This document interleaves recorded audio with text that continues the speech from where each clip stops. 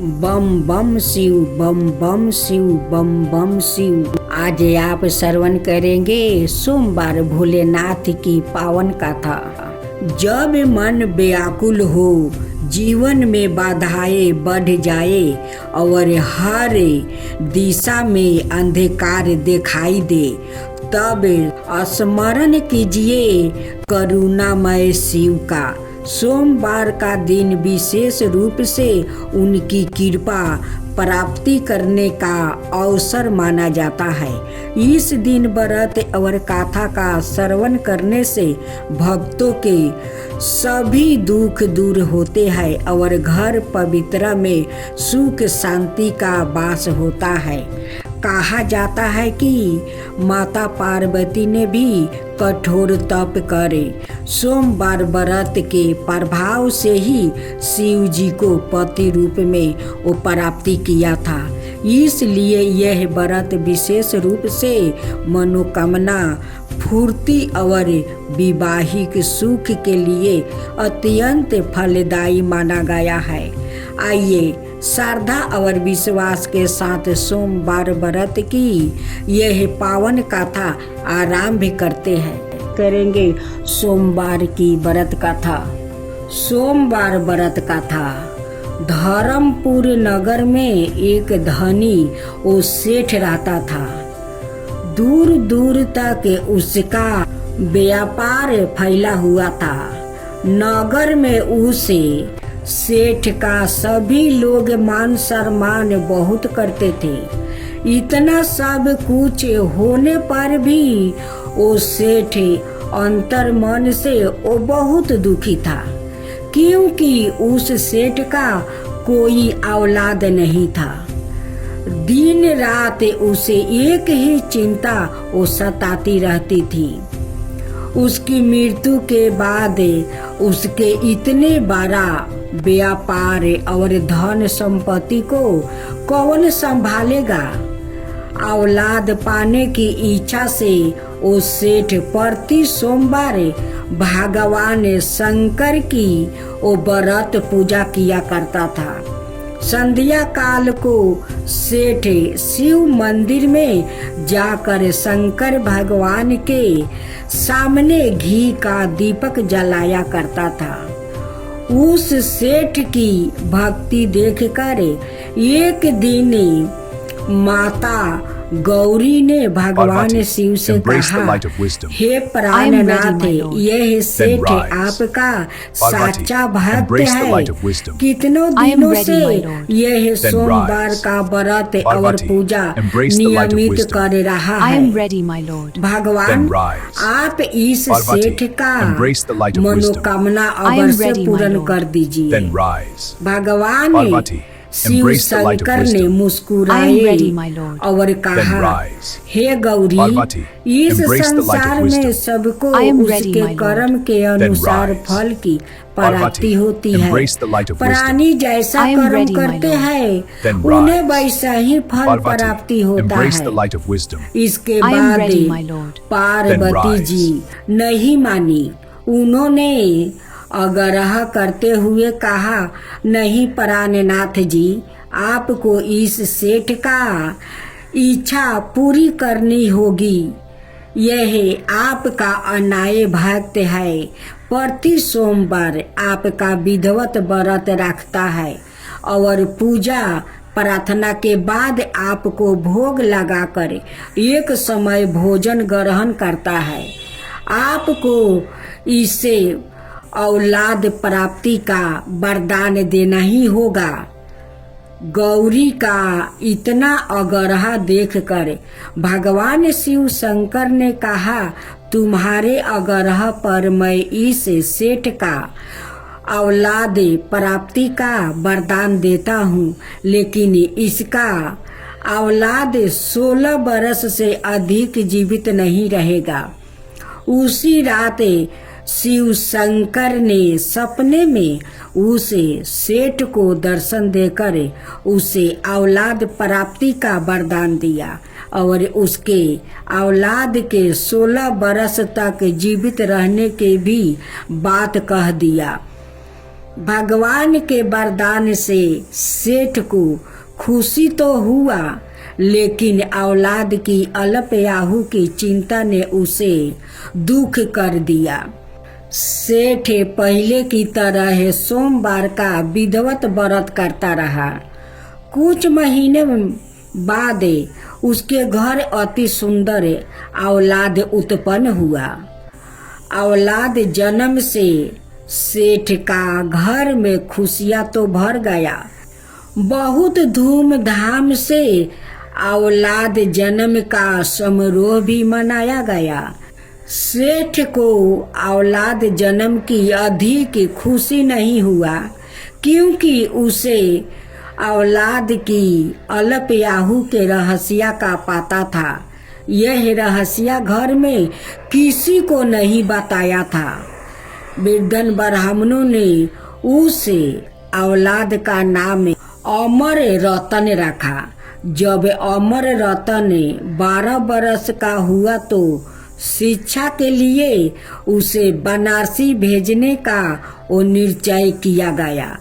सेठ ने अमर रतन के मामा दीपचंद को बुलाया गया और कहा गया कि अमर रतन को शिक्षा प्राप्ति करने के लिए बनारसी छोड़ाओ।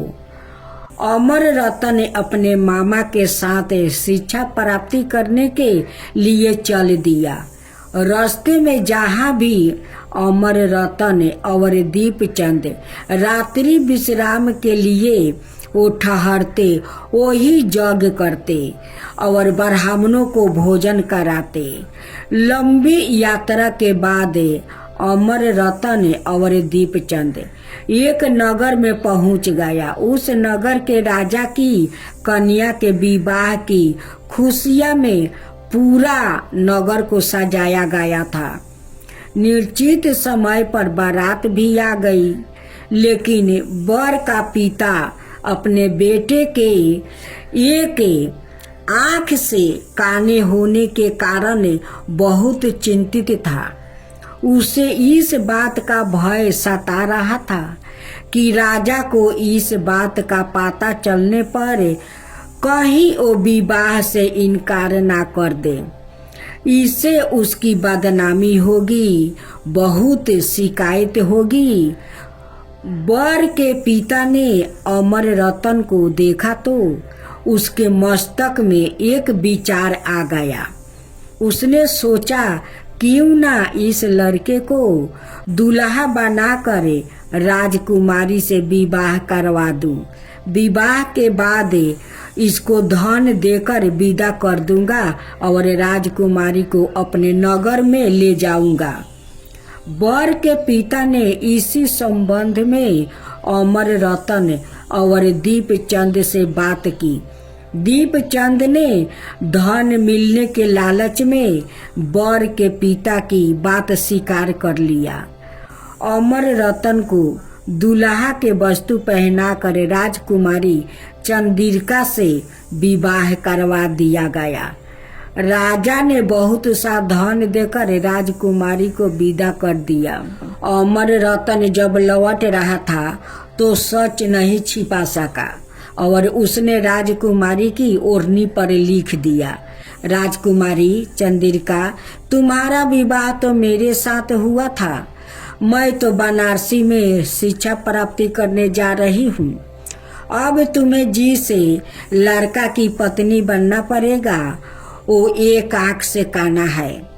जब राजकुमारी ने अपनी ओढ़नी पर लिखा हुआ पढ़ी तो उसने कान ने लड़के के साथ जाने से इनकार कर दिया। राजा ने सब बात जानकर राजकुमारी को महल में रख लिया। उधर अमर रतन अपने मामा दीपचंद के साथ बनारसी पहुंच गया। अमर ने गुरुकुल में पढ़ना भी शुरू कर दिया। जब अमर रतन की आयु 16 बरस पूरी हो गई तो उसने एक यज्ञ किया। यज्ञ की समाप्ति पर ब्राह्मणों को भोजन करवाया और खूब अन्न वस्तु दान किया। रात को अमर रतन अपने शयन कक्ष में सो गया। शिव के वरदान के अनुसार शयन अवस्था में ही अमर रतन का प्राण निकल गया। सूर्योदय पर मामा अमर रतन को मृत्यु देखकर रोने पीटने लगा। आसपास के लोग भी इकट्ठा होकर दुख प्रकट करने लगा। मामा के रोने बिलापे करने के सवारे समीप से गुजरते हुए भगवान शंकर और माता गौरी ने भी सुनी। गौरी जी ने भगवान से कहा, प्राणनाथ, मुझसे इसके रोने का सवार सहन नहीं हो रहा है। आप इस व्याकुल के कष्ट अबर से दूर कर दीजिए। भगवान शिव ने गौरी जी के साथ अदृश्य रूप में समीप जाकर अमर रतन को देखा तो गौरी जी से बोले, गौरी, यह तो उसी सेठ का औलाद है।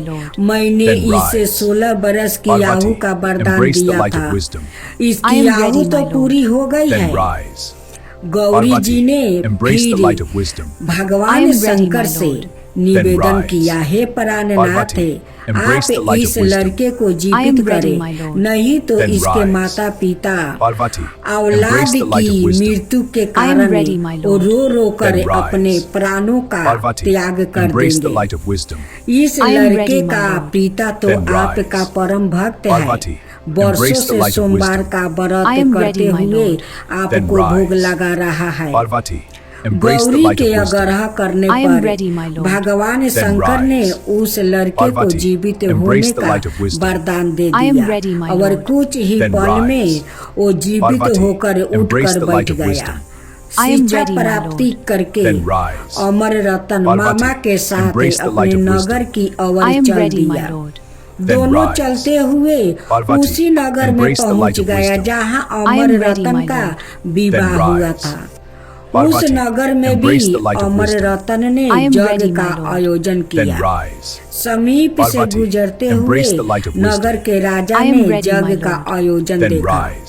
राजा ने अमर रतन को तुरंत पहचान लिया। यज्ञ समाप्त होने पर राजा अमर और उसके मामा को महल में ले गया और कुछ ही दिनों उन्हें महल में रख कर बहुत सा धन वस्तु देकर राजकुमारी के साथ विदा कर दिया। रास्ते में सुरक्षा के लिए राजा ने बहुत से सैनिकों को भी साथ भेज दिया। दीपचंद ने नगर में पहुंचते ही एक दूत को घर भेजकर अपने आने की वो सूचना भेज दिया। अपने बेटे अमर रतन के जीवित वापस लौटने की सूचना से सेठ बहुत प्रसन्न हुआ। सेठ ने अपनी पत्नी के साथ सवाई को एक कमरे में बंद कर रखा था। भूखे प्यासे रहकर सेठ और उसकी पत्नी बेटे की प्रतीक्षा कर रहे थे। उन्होंने प्रतिज्ञा कर रखी थी कि यदि उन्हें अपने बेटे की मृत्यु का समाचार मिला तो दोनों अपने प्राण त्याग देंगे। सेठ अपनी पत्नी और मित्रा के साथ नगर के द्वार पर पहुंचा। अपने बेटे के विवाह का समाचार सुनकर पुत्रवधू राजकुमारी चंद्रिका को देखकर उसकी खुशी का ठिकाना न रहा। उसी रात भगवान शंकर ने सेठ के सपने में आकर कहा, हे सेठ, मैंने तेरे सोमवार के व्रत करने और व्रत कथा सुनने से प्रसन्न होकर तेरा औलाद को लंबी आयु प्रदान किया है। सेठ बहुत प्रसन्न हुआ। सोमवार का व्रत करने से सेठ के घर में खुशियां लौट आई। शास्त्रों में लिखा है कि जो स्त्री पुरुष सोमवार का विधिवत व्रत करते हैं, व्रत कथा सुनते हैं, उनकी सभी इच्छाएं पूरी होती है। तो बोलो शिव पार्वती माता की जय, शिव शंकर गौरी की जय। भगवान शिव जी की आरती। ओम जय शिवा ओमकारा, स्वामी जय शिवा ओमकारा।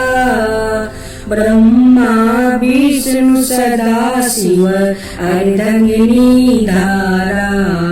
ओम जय शिवा ओमकारा। एकानन चतुरानन पंचानन राजे, हंसासन गरुडासने विषवाहनि साजे। ओम जय शिवा ओमकारा। दो भुज चार चतुर्भुज दस भुज अति सोहे, त्रिगुण रूप निरखिता त्रिभुवन जनि मोहे। ओम जय शिवा ओमकारा। अक्षरमाला बनिमाला मुंडी माला धारी, त्रिपुरारी कंसरी करिमाला धारी। ओम जय शिवा ओमकारा। सितंबर पीतंबर बगंबरी अंगे, सनिकादिक गरुणादिकी भूतादिकी संगे। ओम जय शिवा ओमकारा। करिके मध्यम कमंडली चक्रति सुलिधारी, सुखिकारी सुखिहारी जगे पालनकारी। ओम जय शिवा ओमकारा। ब्रह्मा विष्णु सदा शिव जानते अविवेका, प्राण बचर के मध्यम तीनों यही एका। ओम जय शिवा ओमकारा। लक्ष्मीयो सवित्री पार्वती संघा, पार्वती अर्धांगिनी शिवलाली गंगा। पार्वती अर्धांगिनी शिवलाली गंगा। ओम जय शिवा ओमकारा। पार्वती सोहे पार्वती शंकर कैलासा, भानु धतूरा का भोजने भस्मी में बासा। ओम जय शिवा ओमकारा। जाटा में गंगा बहते है, गले मुंडली माला शेष नागी लिपिटावते ओढ़ते मृगछाला। ओम जय शिवा ओमकारा। काशी में विराज विश्वनाथे नंदी ब्रह्मचारी, नित उठे दर्शन पावते महिमायति भारी। ओम जय शिवा ओमकारा। त्रिगुण स्वामी जी की आरती जो कोई नर गावे, कहत शिवानंद स्वामी मन बाछुति फल पावे। ओम जय शिवा ओमकारा। ओम जय शिवा ओमकारा।